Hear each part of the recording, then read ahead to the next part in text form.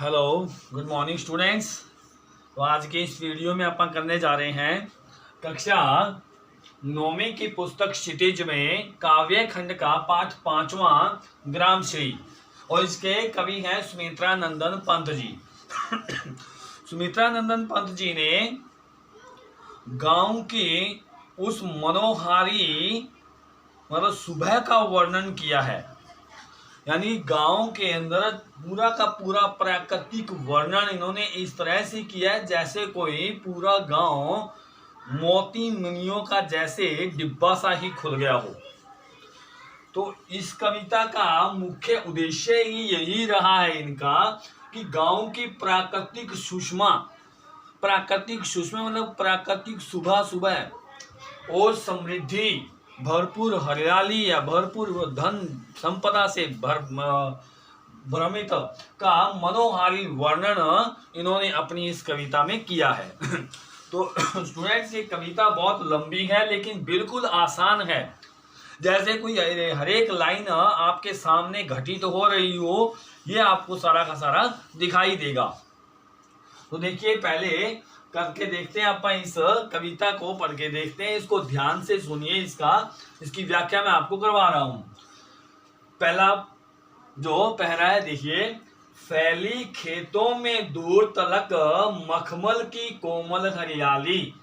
तो कवि का कहने का मतलब है कि गांव में दूर दूर खेतों में हरियाली फसलें खड़ी रहती हैं और मखमल की कोमल हरियाली, जैसे कि वो सारी की सारी जो हरियाली होती है वो ऐसा लग रहा होता है कि मखमल की चादर सी बिछाई हुई हो, लिपटी जिससे रवि की किरणें चांदी की सी उजली जाली।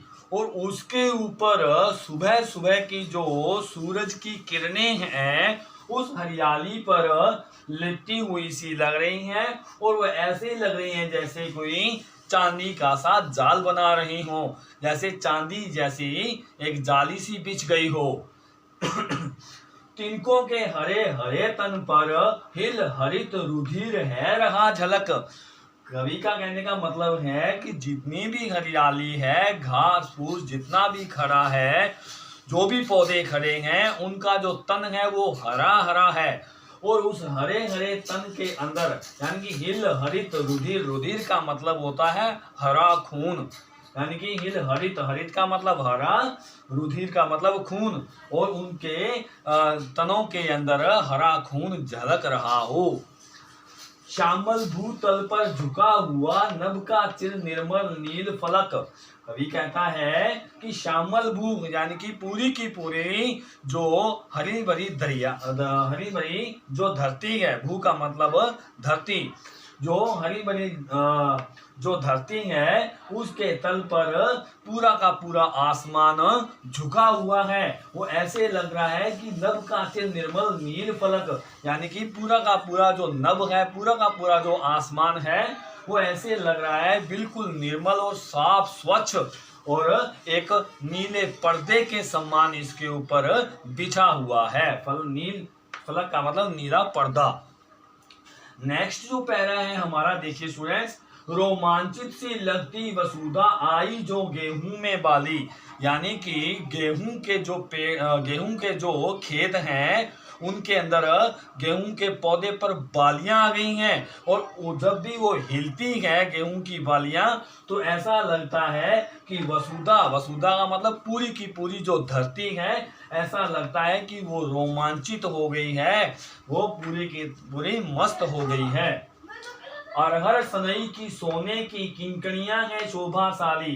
यानी कवि कहता है कि अरहर और सनई के पौधे होते हैं, तो उनकी जो सोने की किंकणियां, सोने की जो फलियां होती हैं, वो ऐसे लगती हैं कि जो सोने की किंकणियां का मतलब छोटे छोटे घुंघरू के समान लग रही हैं, और वो बहुत शोभाशाली लग रही हैं।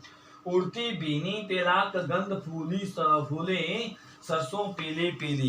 कवि कहता है कि चारों तरफ जो सरसों है वो पीली पीली हो गई है, चारों तरफ तेल जैसी गंध, गंध का मतलब सुगंध फैल रही है। लो हरित धरा से झांक रही नीलम की कली तीसी नीली। लो हरित धरा से झांक रही, यानी कि ये इस हरी भरी धरती के अंदर से जो नीलम की जो तीसी नीली, तीसी क्या है, एक पौधा है जिसके ऊपर नीला फूल लगता है। तो कवि कहता है कि इस हरी भरी धरती के अंदर से जो तीसी के जो नीले जो फूल हैं वो आसमान की तरफ झांक रहे हैं और वो ऐसे लग रहे हैं जैसे कोई वो नीलम की कली, यानी कि नीलम एक क्या होता है, नग होता है, नीलम की कली सी लगती है। तीसरा पैरा देखिए, रंग रंग के फूलों में रिलमिल हंस रही सखियां मटर खड़ी। अब वहीं पर जो मटर के भी खेत हैं, तो कवि कहता है कि रंग रंग के जो फूल हैं चारों तरफ, उनके अंदर ऐसे लग रहा है जो मटर है, मटर की जो पौधा है वो ऐसे लग रहा है कि ये सारी एक दूसरे के पास साथ सखियां बन करके खड़ी हैं। मखमली पेटियों से लटकी झिमियां छिपाए बीज लड़ी। और जो उनकी जो फलियां हैं, यानी कि छिमियां किसको कहा गया है, छिमियां फलियों को कहा गया है और वो मखमली सी पेटियों सी लटकी हुई है और उसमें ऐसे लग रहा है कि बीज की जो लड़ी है, बीज की जो हार सा बना हुआ है, उसमें फिरती है रंग रंग की तितलियां रंग रंग के फूलों पर।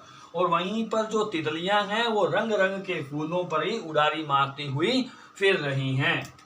फूले फिरते हैं फूल स्वयं, और जो फूल हैं वो भी पूरे मस्त हैं, पूरे यानी कि अपने आप में फूले नहीं समा रहे हैं, क्योंकि वो भी ऐसे लग रहा है कि एक पौधे से उड़ के दूसरे पौधे पर जा रहे हों। चौथा पैरा देखिए, अब रजत स्वर्ण मंजरियों से लद गई आम्र तरु की डाली। कवि कहता है कि जो आम का जो पेड़ है उसके ऊपर भी छोटी छोटी यानी कि मंजरियां का मतलब छोटे छोटे फूल लगने लग गए हैं। वो ऐसे लग रहे हैं जैसे कोई चांदी या सोने या चांदी के हों। जल रहे ढाक पीपल के दल, यानी कि वहीं पर जंगल में ढाक और पीपल के जो पेड़ हैं उनके पत्ते भी गिरने शुरू हो गए हैं। हो उठी कोकिला मतवाली, इन सब को देख करके, सारी हरियाली को देख करके जो कोयल है वो भी मतवाली हो गई है, वो भी अपने गीत संगीत गाने लगी है। महके कटहल मुकुलित जामुन, और कवि कहता है कि कटहल भी अपनी सुगंध से महकने लग गए हैं। मुकुलित जामुन भी क्या है, जामुन के भी बोर आ गए हैं, जामुन के भी फूल लगने शुरू हो गए हैं। जंगल में जरबेरी झूली, और जंगल में जो बेरी है उसके ऊपर भी बोर आ गए हैं, वो भी झूलने लग गई है। फूले आड़ू नींबू दारिम, यानी कि आड़ू के पेड़ों पर भी बोर आ गए हैं, आड़ू भी लगने लग गए हैं, नींबू भी लगने लग गए हैं। दारिम यानी कि अनार, दारिम का मतलब होता है अनार, अनार के पौधों पर भी अनार भी लगने लग गए हैं। आलू गोभी बैंगन मूली सारी की सारी जो सब्जियां हैं ये भी तैयार हो चुकी हैं, ये भी झूलने लगी है खेतों में। पांचवा पैरा देखिए, पीले मीठे अमरूदों में अब लाल लाल चिंटियां पड़ी, यानी कि वहीं पर अमरूदों के बाग हैं, उन बागों में पीले पीले अमरूद लग गए हैं और उनमें लाल लाल चिंटियां भी पड़ गई हैं, लाल लाल धब्बे भी पड़ गए हैं, जिससे पता लगता है कि सारे के सारे अमरूद पक कर तैयार हो गए हैं। पक गए सुनहले मधुर बेर, अमली से तरु की डाल जड़ी। कवि कहता है कि वहीं पर ही बड़ी जो बेरी है उसके बेर भी सुनहरे लगते हैं, वो भी पक करके तैयार हो गए हैं।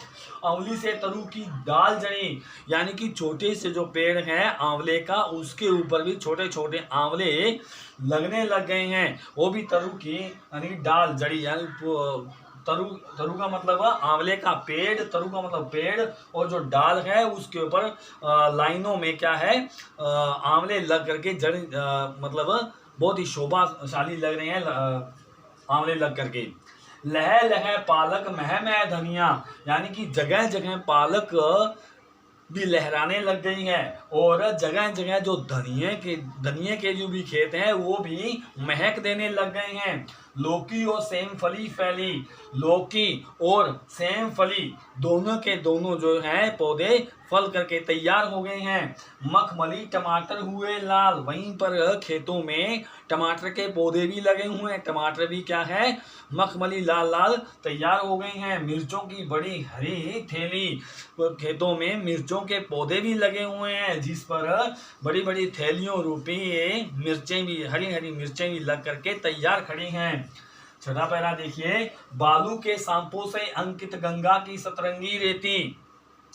गंगा के किनारे का कोई ये गांव है, तो गंगा के किनारे जाता है कभी, तो वहां देखता है कि जो गंगा की जो रेती है उसके ऊपर जब सूरज की किरणें पड़ती हैं तो वो टेढ़ी मेढ़ी जो पानी के चलने के बाद, पानी सूख जाने के बाद में जो रेती है वो टेढ़ी मेढ़ी सी लगती है। ऐसे लगता है कि जिस पर सांपों की लकीरों की लकीरें अंकित हो गई हों। सांपों के जाने के बाद जिनकी लकीरें अंकित रह जाती हैं, उन्हें कवि क्या यहाँ पर उसका वर्णन करता है कि गंगा की जो सांपों के जैसी कोई जो रेती है वो सतरंगी यानी 7 रंगों की सी लग रही है। सुंदर लगती सरपत छाई, यानी कि वहां पर जितने भी यानी कि खेत दिखाई दे रहे हैं, सारे खेतों में हरियाली छाई हुई है। वो सरपत यानी कि समतल जो हरियाली छाई हुई बहुत सुंदर लग रही है। तट पर तरबूजों की खेती। वहीं पर तट पर क्या है, गंगा के किनारे तरबूजों की जो खेती है वो बहुत सुंदर लग रही है। अंगुली की कंघी से बगुले कलंगी संवारते हैं कोई। वहीं पर जो सफेद सफेद बगुले बैठे हैं और अपने पैरों से अपने सिर को खुजा रहे हैं। ऐसा लग रहा है कि अपनी वो कलंगी को संवार रहे हो। कहने का भाव ये है कि जहाँ पर जितनी हरियाली है वहाँ पर बगुले भी वहीं पर घूम रहे हैं और वो उस हरियाली को, उस घास को संवार रहे हैं। तिरते जल में सुरखाब पुलिन पर मगरोटी रहती सोई।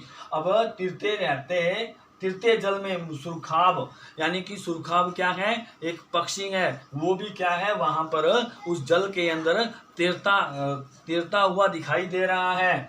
और मगरोटी रहती सोई, मगरोटी भी क्या है, एक पक्षी है जो जल में रहने वाला है। वो पक्षी भी क्या है, उस किनारे पर सोया हुआ रहता है। 7वां पहरा देखिए, हंसमुख हरियाली हिम आतप। कवि कहता है कि सारे के सारे गांव की जितनी हरियाली है वो हंसमुख सी है। और हिम आतप यानी कि वहां पर जो हिम आतप का मतलब वहां पर जितनी गांव की जो हरियाली है वो शाम के ठंड की रात के समय की जो दिखाई दे रही है वो बहुत सुंदर दिखाई दे रही है। सुख से अलसाए से सोए, यानी कि सारी की सारी जो हिम आतप यानी कि जो ठंड की रात में जो हरियाली है वो सुबह के टाइम जैसे सूरज की किरणें उसके ऊपर पड़ती हैं तो वो अलसाई हुई सी, सोई हुई सी दिखाई दे रही है। भीगी अंधियाली में निशी की तारक सपनों में से खोए।